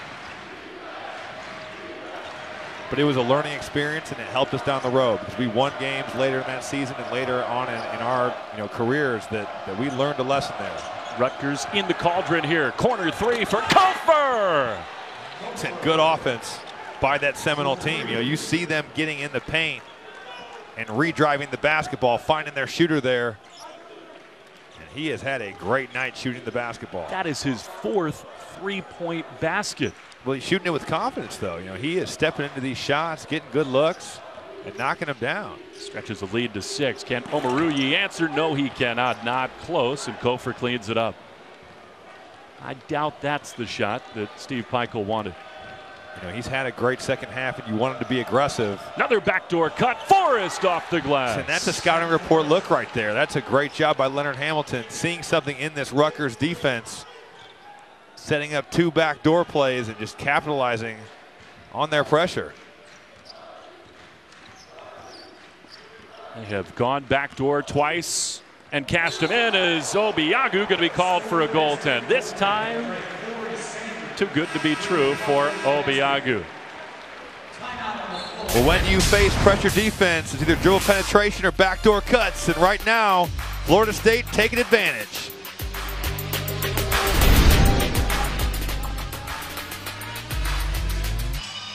Florida State leading Rutgers 62-56, the Big Ten ACC Challenge on ESPN. And Robbie, we have had another ball game go final. Georgia Tech gets a win. It is 3-0 ACC Big Ten. So a couple of themes, all ACC and points hard to come by. Yeah, you look at some of the scores that we've had with Wisconsin last night, Northwestern just now, or even the Purdue score at half. You know, Purdue and Louisville in the 20s at halftime, and that's, you know, it's one of those deals where shots are not falling. You take a look, Purdue 23, Louisville 22. That sounds... They need a Hummel on the perimeter. I'll apply for my 6th year of eligibility here shortly. I guarantee you they take you. Phil Kofer to inbound, and Robbie, Northwestern was sort of a chic Final Four pick. They have really struggled in the early going. And to me, you know, it's one of those deals where they accomplished a goal that they've had for so many years. You make the tournament, and then it happens, and it's almost like a what now feeling, and you can't let that be the case. Alley-oop to Obiagu, but Omoruyi breaks it up. Heads up defense. Great help defense. I mean, you look at those Rutgers defenders, they were clued in. Williams cannot find it, and Obiagu with the board. That would have blown the lid off this place. As it is, Florida State a 6-point lead. Noles trying to do their part for the ACC. Has won the first 3 of this challenge. Some heavyweights still to come in this great tournament. Kofer off balance, gets it to go. But what a patient possession. You know, they ran a couple pick and rolls. Did a great job of finding the man in the weak side corner, and Phil Kofer continues to make plays. We watched this Florida State team in shoot-around today talking about the tendencies of Rutgers. Charlton Young, the assistant, former head man at Georgia Southern. He scouted this Rutgers team, and it feels like that report bearing some fruit here as Williams comes up empty, and they're going to get a shove on the inside of Shaq Dorson. But Robbie, those are the things behind the scenes, those assistant coaches watching all the tape, and that yields some big results in this second half. Sure, and they do so much work. You know, it's a job it's not an easy job, and they've done a great job of getting what Rutgers, you know, they've really been clued into what Rutgers wants to do, and they haven't really given them a chance to get into what they wanted to do. 10th team foul, so Dorson will shoot 2 free throws here. 5 for his first 11 this year, and misses down the stretch. Neither of these teams on paper, Robbie, good at the free throw line. They are going to be so critical in a close game like this. Yeah, those freebies, they hurt when you don't make them. Is that the kind of thing in those shoot-arounds, Robbie, where you're locked in enough to retain all that information? Yeah, you have to be, because if you want to come out and have success, it's vital that you follow the scouting report. Good teams do it. If you want to be a good team, you follow those directions and you play the right way, good things are going to happen. A little pressure as Forrest picks up the dribble in the backcourt, but they do break the timeline.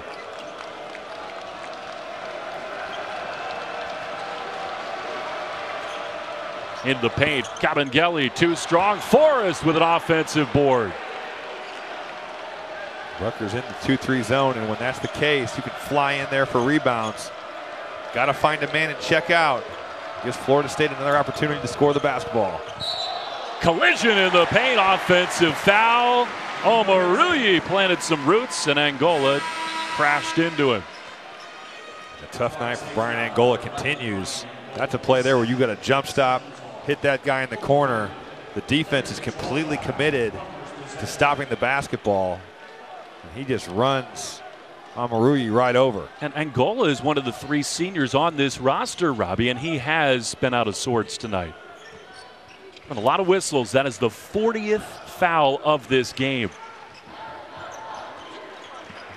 A lot of free throws the rest of the way. Corey Sanders, razzle, dazzle. Oh, he just misses the finish, but he will shoot 2. Corey Sanders has a lot of ability and a lot of athleticism. He showed both those things right there. You know, I thought he was really good in terms of energy in the first half. He has kind of faded into the background in the second half. Much, yeah. He's not been able to get anything going here in the second half, and he's a guy that Rutgers needs. Robbie, you were a pure scorer. When it gets to this time of the game, crunch time, close, if you're Corey Sanders, do you get the sense, I got to go right here? Well, you don't want to hunt bad shots, but you want to take good shots within the offense. I think you certainly feel that pressure to score the basketball. But for Rutgers to win, he has to score, especially when Geo Baker's not having the kind of night that they had hoped. Corey Sanders needs to be that guy that gets something going offensively for him. Back within 5. Crowd behind them.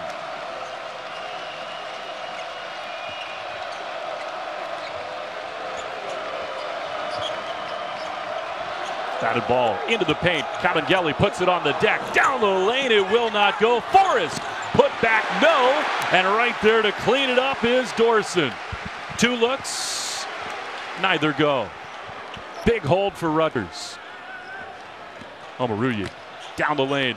Jump stop. Layup goes. It's a fundamental play, Will, but it is so good. You look at him make that jump stop, let the shot blockers fly right by, and Eugene Omoruyi's got this crowd going again. Listen to these fans. 3-point game.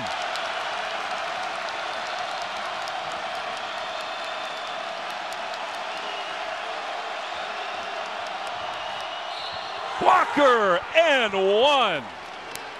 Every time, Robbie, this game has gotten close, it has been C.J. Walker. He has had the answer all night, and he just whips Corey Sanders right off the bounce.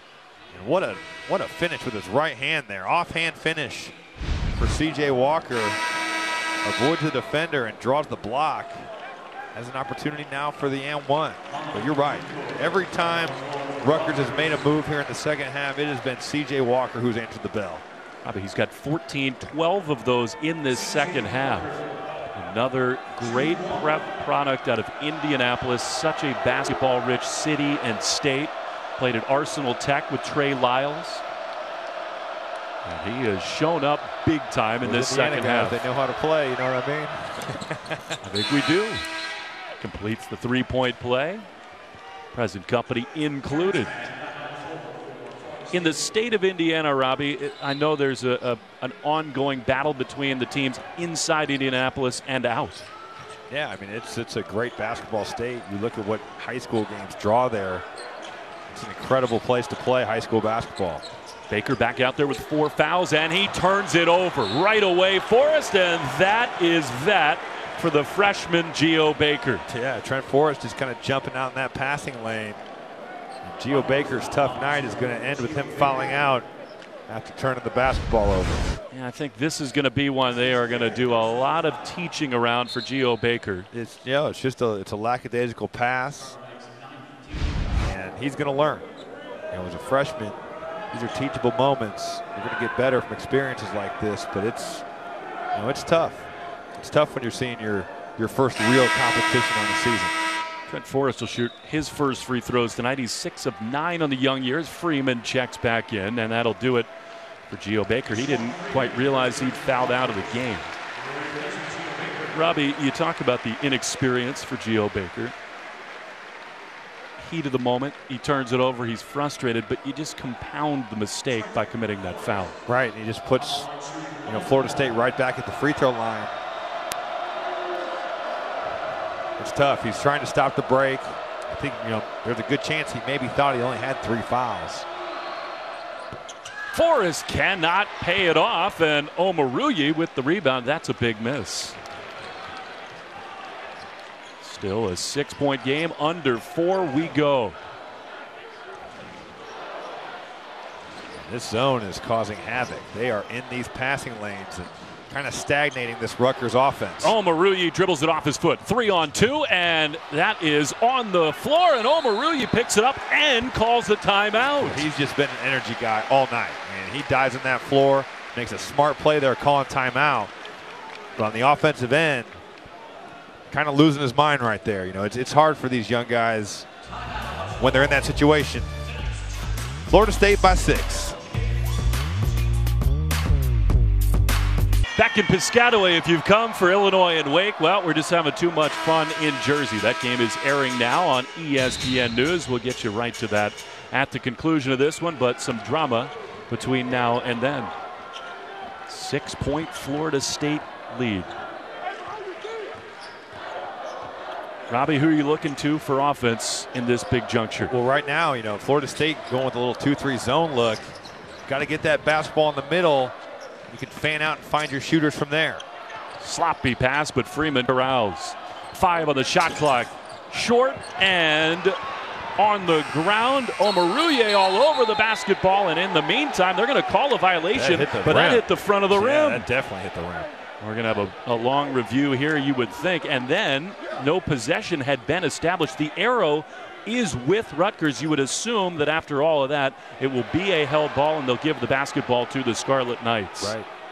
Robbie, how do you miss that? It hit the front of the rim. I'm not sure on that. Great call by Leonard Hamilton coming out of that timeout. Going a little 2-3 zone. Rutgers not handling it well. They end up with the basketball in their 4-man's hands. Freeman's got to jack up a shot.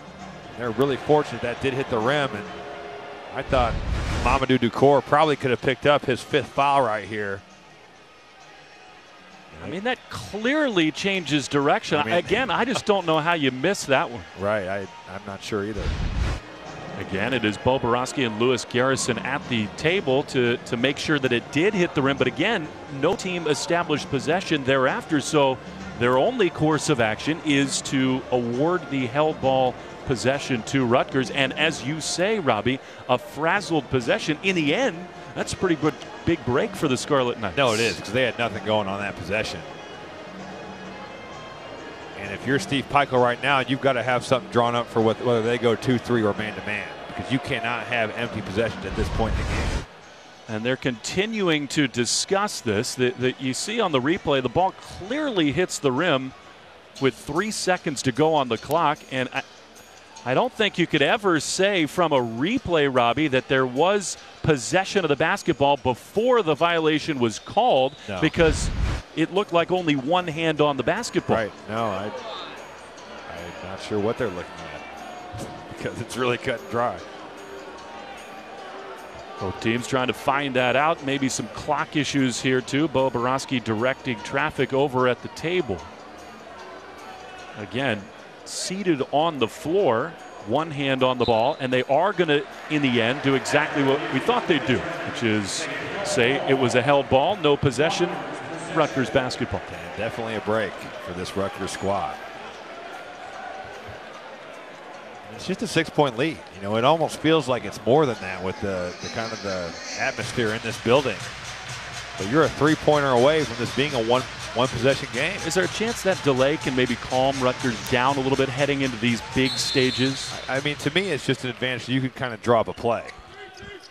Rutgers can get whatever they want here. Got to get something good, though. He drew it up for Sanders, who will see if that's a goaltend. Some discussion. They will count the basket. And they came across. Corey Sanders lobbed it up above the rim, and Terrence Mann called for the goaltend with a left hand. Well, we take a look, and he missed with his right and just went and got it with his left. Definitely on the way down. Certainly coming down there. Took longer than I thought to settle on that call. So a 4-point game, make it 3. How about Terrence Mann's hang time? To be able to stay in the air long enough to miss with one and hit with the other. Here we go. 1 possession game.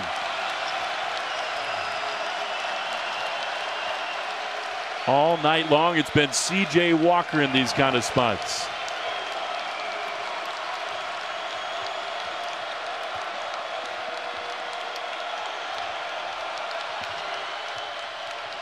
Patience on the perimeter. Forrest, leaner, no. Obiagu, Freeman battle, and it's Mann who comes away with it. His shot will not go. Rutgers has the basketball. Here they go. Freeman, front court, rejection. Obiagu. Obiagu staying with the play. And what a block from Ike Obiagu. Sanders' hand on the ball out of bounds. That's his 6th block, Robbie, and none bigger than this one. He's run the floor all night, and it's been on the offensive and defensive end, but making a huge play here. Just erasing that Deshaun Freeman shot. That bucket goes. It's a 1-point game.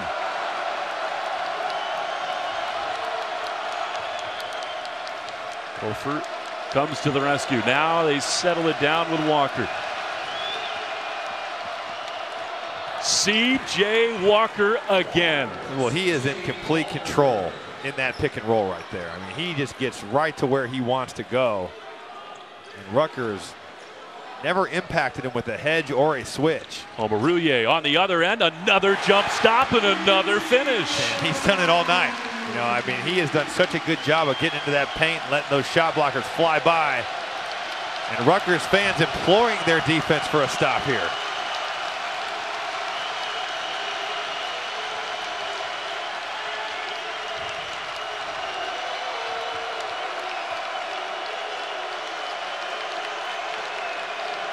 Ten to shoot. Mann gets hammered, no call. 5 to shoot. Walker up top, down the lane, right hand finish, and the foul. It's almost like it's on instant replay. Another pick and roll, another C.J. Walker finish at the rim. And we take a look, and just a lazy defensive play from this Rutgers team.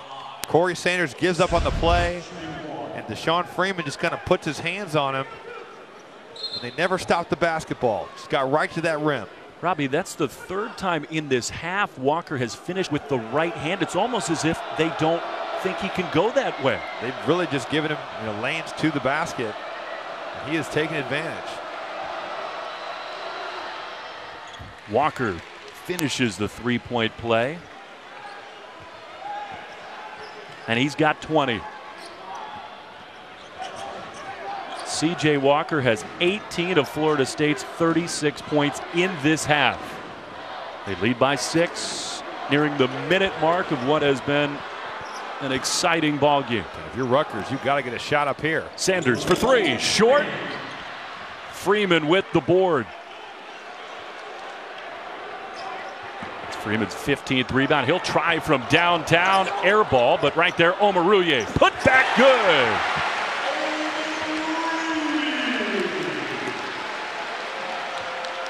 It's the Walker and Omoruyi show. 4-point game, trapped is Forrest. He gets it out to Walker. Noles have numbers, but they will, I think, wisely back it out. That's the sign of an intelligent team that's been through the wars right there. Very smart play there to back that out, go to the line, and try to ice this one away. For Omoruyi, that is a new career high, 20 points. And that's impressive. He wasn't lying. You know, he said this guy has gotten a lot better. And tonight, you know, he's a little undersized. He's listed at 6'7". We talked about in shooter. I'm not sure he's all of that, but he has really impacted this game in the paint. There's something to be said for that with the bodies that Florida State throws at you. 19th annual Big Ten ACC Challenge. Wednesday, we'll have Michigan taking on the 13th ranked Tar Heels in Chapel Hill, 7:30 Eastern, and then it's #1 Duke and Indiana from Assembly Hall. Could be another great night of hoops on ESPN and the ESPN app. Forrest makes them both, and those are enormous. Pushes it to a 6-point lead, and Rutgers has got to hurry. Sanders stumbles and gives it away. Obiagu comes away with it, hands it to Walker, and that just might salt it away. Numbers the other way. Walker lays it in, a dagger for Florida State. How appropriate that he's going to finish this game off with another layup. And he just absolutely took over in this second half. Sanders. 3 is good. Trying to keep Rutgers in this thing. They do not have any more timeouts, although does it look like Leonard Hamilton has called one? The referee's maybe going to check to see if Corey Sanders' foot was on the top of the key there, whether that's a 3 or a 2. As it is, we've got a 5-point game, and Robbie, the possession before the turnover, again a spot where maybe Rutgers showing some inexperience. And it's kind of been the theme all night. You know, they've been so close so many times, they just haven't been able to get a defensive stop. And you see the inexperience, and it's going to come back to burn them, but this is a game that they can learn from. And they've taken a good team to the wire here. But C.J. Walker, they've had no answer for him, and he has gotten it done in pick and roll and just with his dribble penetration, showing off his ability to finish at the rim. He's made threes. He's got 20 points in the second half, 6 of 9 from the field, and the Indianapolis native really just got the job done. Things were looking a little shaky here for the Seminole squad, and he really came to play. They're going to need to make free throws, and they get it to the right man. There he is again, C.J. Walker. And for a team that struggles from the line, Walker easily their best option. It's a 5-point game. He's 8 of 9 from the free throw line tonight is Walker. They did confirm the Sanders 3 on the other end, so still a 5-point deficit, but Florida State looking to ice this one from the line. How nice is it when your point guard is your best free throw shooter? I mean, it just gives you so much of an advantage. Makes the first. And one more, you figure, make it a 3-possession game, might just do it for Florida State. We will have Illinois and Wake Forest to follow here. Some fun action the rest of the night, the rest of the week on ESPN in this Big Ten ACC Challenge. C.J. Walker does indeed make it a 3-possession game. But as you said, Robbie, no matter the final outcome here, I think Rutgers acquitted themselves well, particularly this man, Omoruyi, who's got a career-high 22. Rutgers see if they foul again. They do in the corner, and Trent Forrest will go to the line, and that gives us a chance to look ahead, Robbie, to what so far has been a lopsided ACC effort in this challenge, but some heavyweights the rest of the week. Some games still, to come here, and this ACC Big Ten Challenge by no means is over with, but so far so good for the ACC conference. What do you think about Florida State beyond C.J. Walker? Leonard Hamilton's got to be real proud of his team in a hostile environment. Yeah, I mean, look at what Phil Kofer came in and did tonight. He really kept this Florida State team in it in the first half. I think Ike Obiagu has played great. I mean, he's protected the rim. And really, you look at what he's done in transition. I mean, whether that's on the offensive end or defensive end, stayed in plays, altered the game in really a fashion that, a lot of bigs don't do. A lot of bigs don't run like that. He's played great. Corey Sanders, one final heave. That will not go, and Florida State has beaten Rutgers 78-73, the final. Impressive stuff for Leonard Hamilton's club. It has been a fun one in Piscataway for Robbie Hummel. Will Fleming saying so long. The Big Ten ACC Challenge. Illinois and Wake Forest are next. On to John Brickley and Tim Welsh.